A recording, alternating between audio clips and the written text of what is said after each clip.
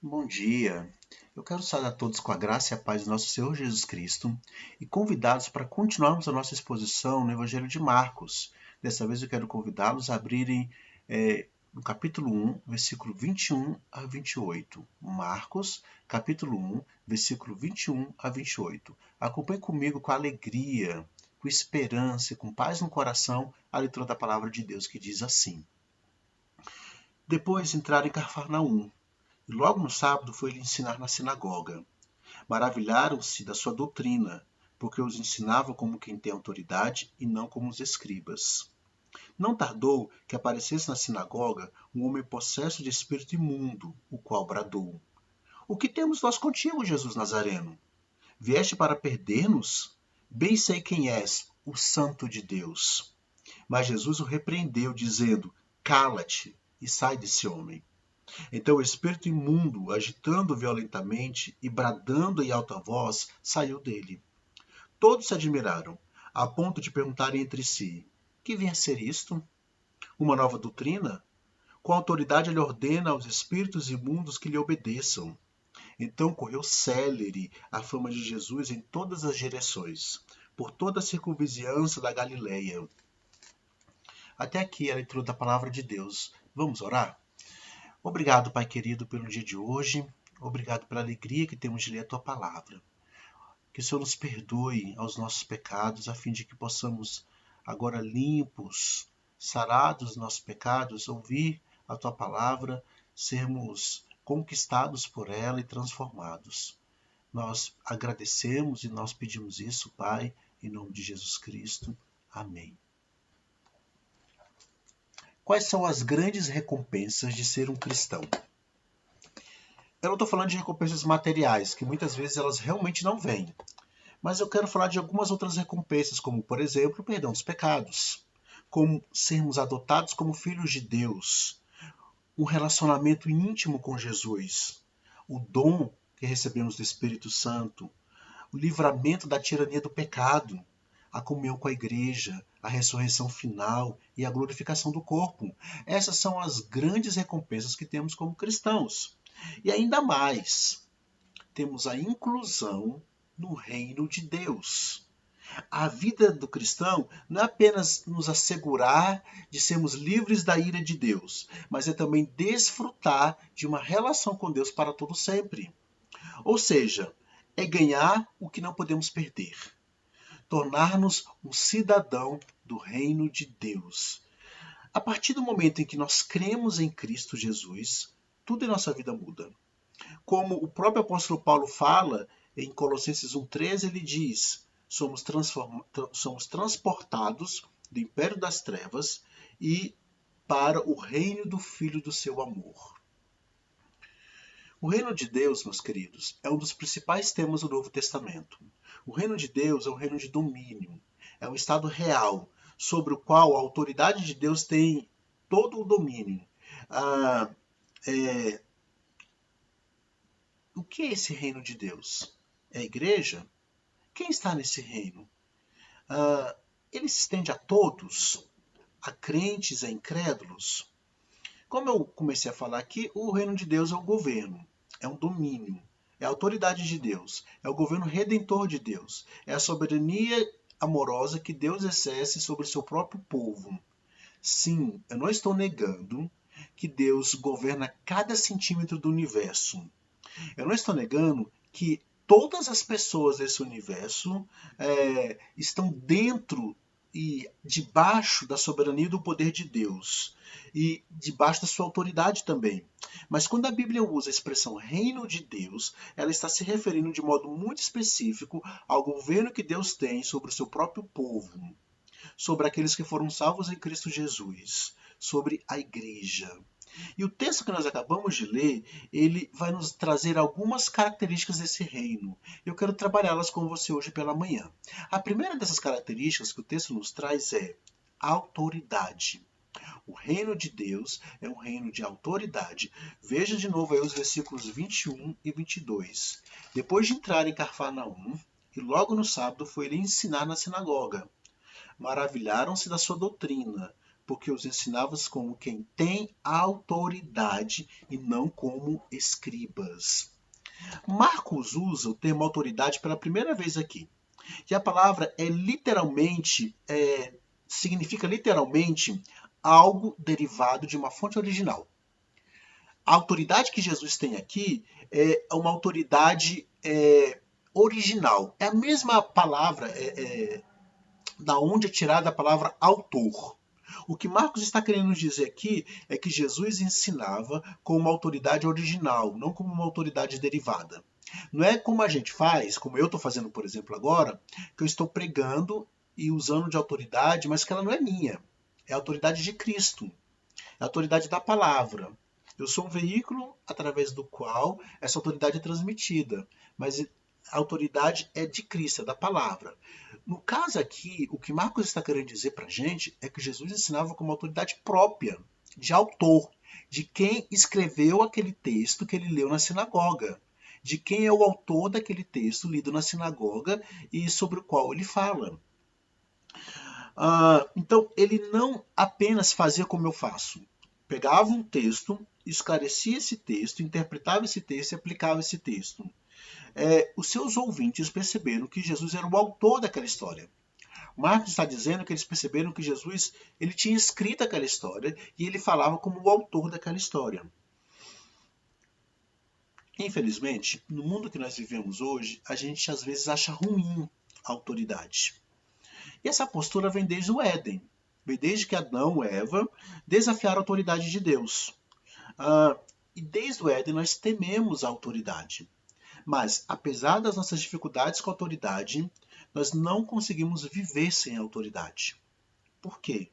Porque Deus estabeleceu um mundo, essa estrutura de mundo, para que ela funcione dessa maneira. Sempre teremos alguém debaixo de quem teremos uma relação de submissão. Sempre teremos alguém que será uma autoridade sobre as nossas vidas. E Jesus é a grande autoridade do universo. E se queremos ter um relacionamento com Ele, precisamos nos submeter à sua autoridade. É parte dessa relação com Cristo a gente submeter à autoridade dele. O que temos aqui? Jesus está na sinagoga e as pessoas já reconheciam que Jesus era o mestre. Mesmo sem título, é dada a Jesus a oportunidade de ensinar na sinagoga. Isso demonstra o reconhecimento que tinham dele como mestre. E Jesus recebe essa oportunidade. Por quê? Por que Jesus foi reconhecido como mestre? O texto vai nos explicar. O que aconteceu? As pessoas ficaram maravilhadas da sua doutrina. O termo maravilhado aqui, ele vai significar literalmente chocado, estarrecido, impressionado. O que impressionou essas pessoas? A autoridade de Jesus. A admiração era com relação a quem pregava, não necessariamente ao conteúdo, mas a forma como ele pregava, como o autor daquele conteúdo. Como os escribas, que era quem pregava geralmente na sinagoga, pregavam na época. Primeiro, os escribas eles pegavam repetindo tradições. Muitas vezes eles alteravam o significado do texto do Antigo Testamento. E se apoiavam em outros escribas que também deturpavam a palavra para fazer o seu ensino. Jesus, como a própria palavra de Deus nos mostra, ele usava a própria autoridade para falar da palavra, porque ele era o autor da palavra. Então era diferente dos escribas. Os escribas acrescentavam fardos às suas pregações, para parecerem mais espirituais. As pregações dos escribas eram embaçadas, em especial quando se referia ao Messias. Não ficava muito claro como seria o Messias, que características ele teria. Era algo muito embaçado essa pregação. Por exemplo, os escribas foram incapazes de reconhecer o Messias. Apesar de falarem sobre o Messias, apesar de pregarem sobre o Messias, quando Cristo vem, é um dos grupos que não consegue reconhecer Cristo como sendo o Messias. Muito menos eles poderiam ajudar outros a reconhecerem. O Antigo Testamento inteiro aponta para Cristo. O Antigo Testamento inteiro mostra como seria o Messias. Ele revela Cristo. Então, ao contrário dos escribas, Jesus expunha corretamente a palavra. E por isso ele foi reconhecido como uma autoridade. Por isso as pessoas ficaram maravilhadas daquilo que ele falava. Como eu já comentei aqui, a nossa cultura não gosta de autoridade. A questão não é apenas de gostar de autoridade, de gostar de ser submisso a uma autoridade. A questão é também que nós não gostamos de ser autoridade. E é exatamente essa profunda necessidade de salvação do mundo que torna difícil, muitas vezes, o viver como um cristão no reino de Deus nos dias de hoje.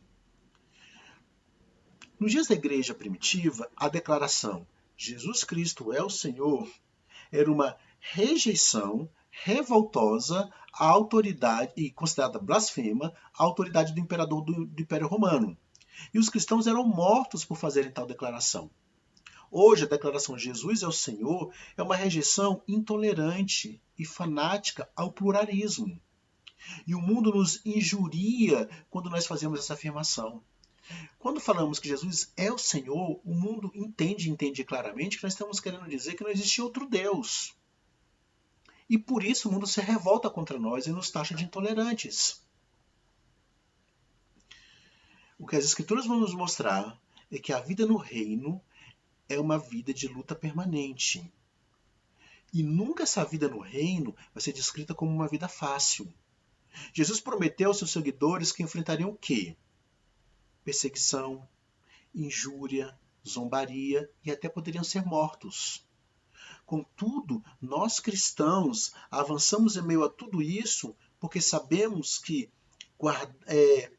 guardada na presença de Deus há uma herança para nós, superior a qualquer outra coisa que esse mundo possa nos dar. Presta atenção no que eu vou te falar. O mundo pode tocar na sua fama. O mundo pode tocar no seu corpo. O mundo pode tocar na maneira como você vive. Mas o mundo jamais vai tocar sua alma. Ela está guardada, ela está salva em Cristo Jesus. Ela é garantida por Cristo Jesus.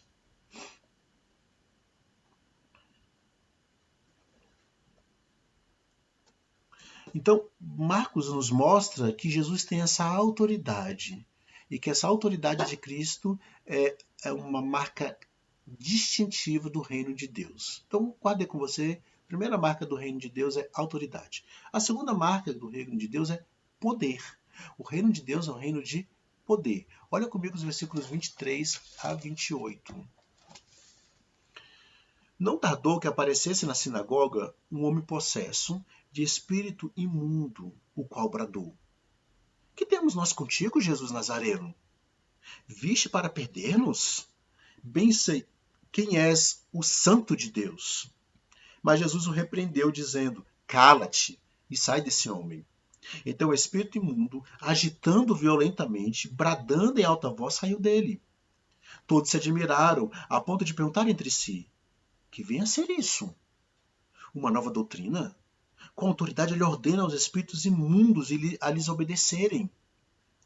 Então correu célere a fama de Jesus em todas as direções, por toda a circunvizinhança da Galileia. Aqui nós temos a autoridade de Jesus desafiada. Temos aqui os sinais claros da chegada do reino de Deus. Um espírito imundo sabia que Jesus veio para libertar os cativos. E todas as vezes que Jesus se encontra com o demônio é pronto e rápido para reconhecer a autoridade de Cristo. Repara aí nos textos que você vê de enfrentamento de Jesus com demônios. Os demônios reconhecem claramente e prontamente a autoridade de Cristo. Todos os demônios, meus queridos, são de certa forma ortodoxos. Não há demônios liberais, pois todos reconhecem que Jesus é o Senhor. Talvez esse demônio estava representando o pensamento de muitos, pois muitos, apesar de reconhecerem a autoridade de Jesus, não se arrependeram dos seus pecados. Muitos ficaram maravilhados com a autoridade de Jesus, mas não se tornaram discípulos.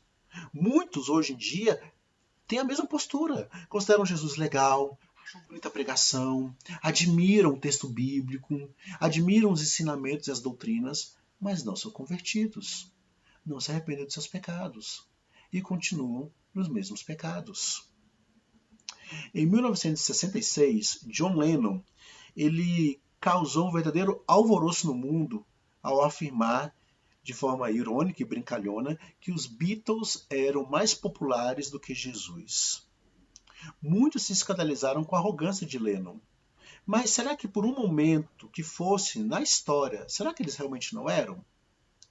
Os Beatles se encontraram em meio a um sucesso que se estendeu por mais de meia década, algo raramente visto até hoje. Mas a aventura de John Lennon e dos Beatles foi bem curta. Passados 50 anos, sua vida e carreira foram praticamente relegadas à lixeira da nostalgia e da curiosidade. As músicas dos Beatles foram praticamente reduzidas a trilhas sonoras de comerciais da Nike.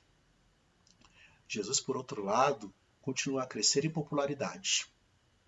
Jesus, por outro lado, continua firme, forte, influenciando, convertendo, mudando, gerando debates. Até hoje, o mundo fala de Jesus. Mais de 2000 anos depois da morte de Cristo, o mundo continua falando dele. Jesus é popular mesmo entre os não cristãos. Eu lembro de uma vez, vendo uma reportagem sobre o 14º Dalai Lama. Sabe o que ele falou sobre Jesus? Ele falou que Jesus era uma pessoa iluminada. Gandhi falou que Jesus era paciente, amoroso, bondoso, cheio de perdão. E ensinou muito a seus seguidores. Albert Einstein, certa vez, disse no Saturday Evening Post que ele falou o seguinte, abre aspas, sou judeu, mas fico encantado com a figura iluminada do Nazareno. Ninguém consegue ler os evangelhos sem sentir de fato a presença de Jesus. Sua personalidade pulsa a cada palavra. Esses homens admiraram Jesus, gostaram de Jesus, mas não se arrependeram dos seus pecados. Tá vendo como simplesmente gostar de Jesus não é suficiente para ser um cristão? Para sermos um cristão de verdade, precisamos ter fé em Cristo Jesus. Nos submeter ao senhorio de Cristo, crermos em suas belas promessas e vivermos a partir delas. Esse exorcismo que acabamos de ler aqui mostra que Jesus também estava interessado no mundo espiritual e que reinava sobre o mundo espiritual. Na verdade, reina sobre o mundo espiritual. Não se trata de uma mera reivindicação de autoridade. Trata-se também de uma prova clara da autoridade de Cristo e do exercício dela. Ele mostra que possui poder verdadeiro sobre demônios. E vemos isso acontecendo em vários lugares das Escrituras. Marcos, logo nos primeiros capítulos do Evangelho, prossegue construindo camada por camada de evidências a fim de mostrar que a autoridade de Cristo se estende sobre todos os domínios da vida. Muitos que estavam ali não aceitaram a mensagem de Jesus. E sabe por que eu sei disso? Porque mais à frente Jesus vai dizer o seguinte, ai de ti, Cafarnaum, porque os sinais que eu fiz em Cafarnaum, se tivessem sido feitos em Sodoma, Sodoma teria se arrependido. Mas ai de ti, Cafarnaum, porque o seu pecado é maior do que o de Sodoma. Aí você se pergunta, haverá maior rigor para Cafarnaum do que teve para Sodoma? Mas Sodoma foi destruída com o fogo do céu.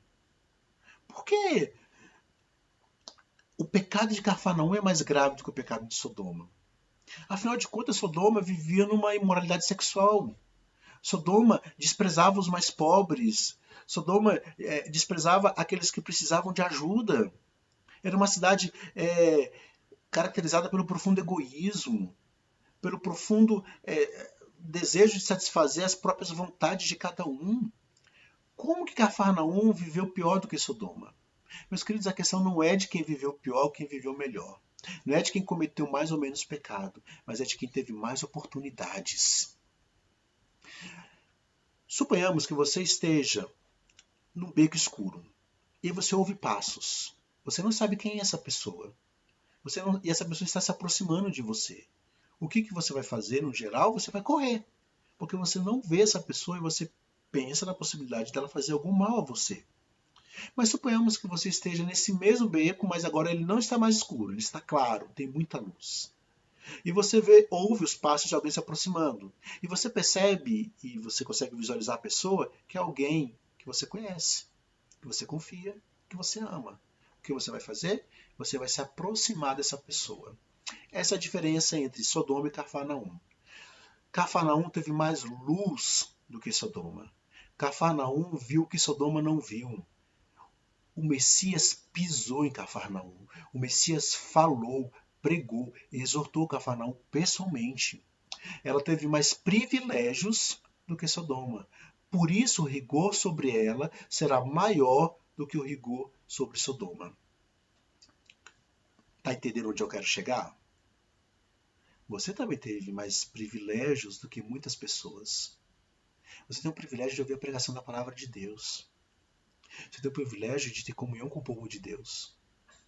Você tem o privilégio de ler as Escrituras, de orar e falar com Deus. Você tem privilégios que Sodoma não teve. Será que o rigor de Deus com relação a você não será maior do que com relação a Sodoma? O que acontece com aqueles que não se dobram diante do rei, diante da autoridade do poder do rei? Primeiro, eles são condenados. Aqueles que não se dobram diante da autoridade de Cristo serão condenados. E essas pessoas percebiam isso, mas mesmo assim elas não se rendiam. O que mais precisava acontecer para que essas pessoas se arrependessem?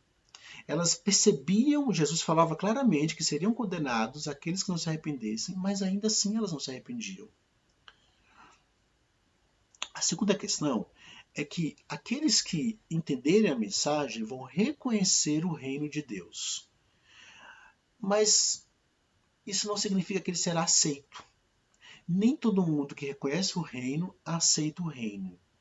Deus está agindo no mundo de uma maneira soberana, implantando um reino que já começou e esse reino está crescendo e se expandindo, mas infelizmente nem todos que verem esse reino vão reconhecer esse reino e vão aceitar esse reino.